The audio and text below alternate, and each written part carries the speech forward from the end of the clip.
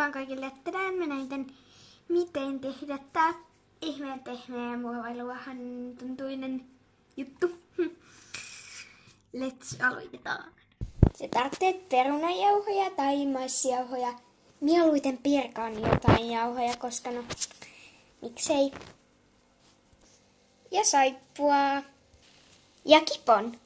Lisää saippua kippoon sen verran, kun haluat sitä ihmeen sun pehmeitä juttua. Laitan sitä aika paljon, jos ajattelee. Tossa tolleen. Sen verran sitten laitat vain perunajauhot sekaan. Tulkaa, odottakaa hetki.